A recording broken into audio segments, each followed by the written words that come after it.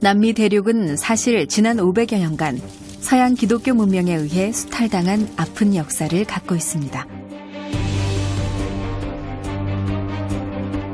식민지 지배에서 벗어난 이후에는 정치적 혼란과 부패, 빈곤의 악순환에 빠져 있었습니다. 그러나 남미는 풍부한 자원과 노동력이 있는 가능성의 땅이기도 합니다. 그래서 이 광활하고 척박한 대지를 인간의 손길이 닿지 않은 채 방치된 이 땅을 제대로 개척한다면 가능성이 있다고 판단했던 사람이 있었습니다. 1995년 본격적으로 남미 개척에 뛰어든 사람, 바로 문선명 한학자 총재입니다. 이러한 결정은 국경과 종교, 인종을 넘어서서 세계 평화를 이루어야 한다는 그의 일관된 신념에서 나온 것입니다. 문선명 한학자 총재 부부는 1965년 브라질 리오데자네이로를 방문하면서 중남미 진출을 시작했는데요.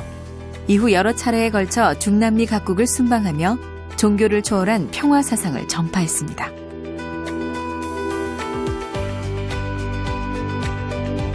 남미가 공산주의로 물들어가던 80년대에는 남미의 전직 국가 수반 모임인 카우사를 조직해 활동했던 문선명 총재. 공산주의의 팽창을 저지하는 성과를 거뒀습니다.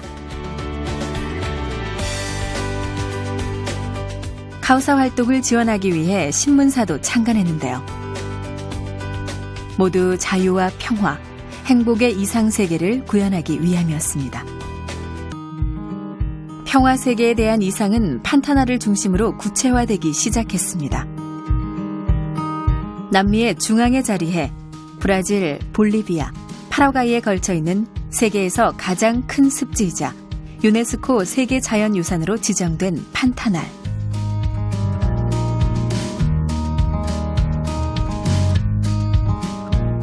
이 경이로운 자연이 인간의 무자비한 욕심 때문에 파괴되지 않고 인간과 공존할 수 있는 계획을 세웠는데요. 그것이 바로 판타날 프로젝트입니다.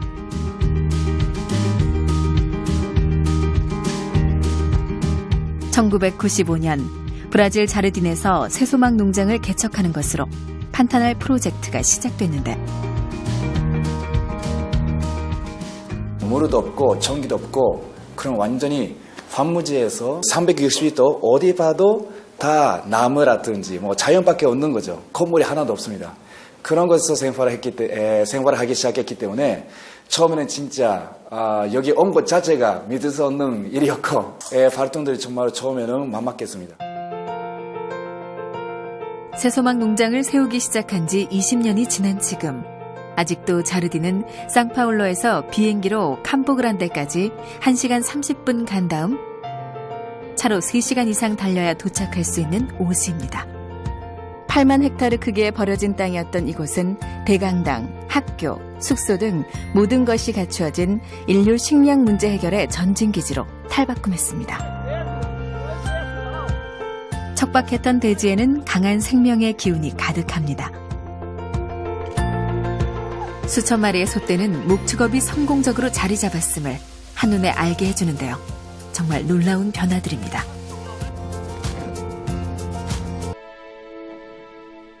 그가 처음 자르딘 농장 터를 사들였을 때는 허허 벌판뿐이었습니다.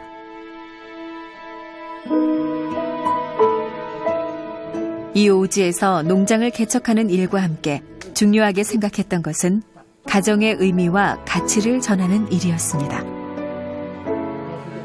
가정을 올바르게 건강한 가정으로 만들어갈 때 사회도 그렇게 이제 올바른 사회, 건강한 그런 가정이 함께하는 국가가 될 수 있고 또 더 나아가서 세계가 될 수 있다라는. 행복한 가정이 모든 것의 기본 토대라고 생각했기 때문입니다. 진실된 부모와 자녀들이 만드는 가정이 모이면 자연스럽게 세상의 평화가 만들어진다고 생각했던 겁니다. 그래서 인간 행복의 기본적 터전인 가정의 중요성을 강조하는 활동들을 전개했죠.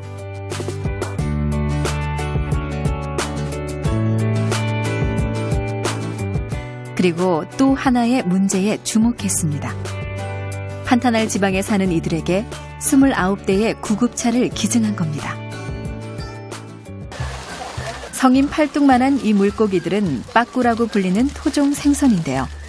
놀랍게도 양식으로 키워낸 겁니다. 남미를 개척하는 목적 중에 하나인 식량 문제를 해결하기 위한 구상은 끊임없이 계속되었습니다. 특히 굶주리는 원주민들을 모른 채 하기에는 너무 마음이 아팠습니다. 그래서 현지 사람들이 생각하지도 못한 물고기 양식을 구상하고 바로 실행에 옮겼습니다.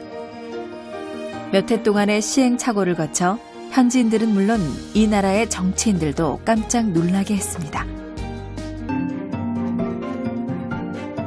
사실 파라과이에서는 빠꾸 양식이 불가능한 것이라고 생각했는데요.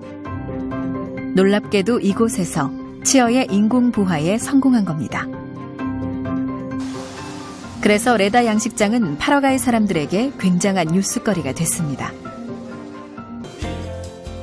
치어 방류 행사가 끝나자 사람들이 한자리에 모였습니다. 4년 전 양식을 시작한 이래 오늘이 두 번째 방류 행사인데요. 처음 양식을 시작했을 때는 이렇게 큰 성공을 거두리라고는 아무도 예상하지 못했습니다.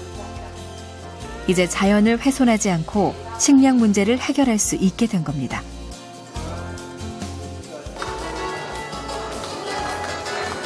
뜻깊은 날을 축하하기 위한 공연도 이어졌는데요. 판타날 프로젝트는 레다에서도 이렇게 완성되어 가고 있습니다. 이곳 레다 개발은 1999년 8만 1,600헥타르의 땅을 매입하면서 시작됐습니다. 이곳에 12명의 젊은이들이 인류를 위해 식량 생산 전진기지를 만들기 위해 도착했습니다. 사실 당시 레다는 상상하기조차 힘든 열악한 상황이었습니다.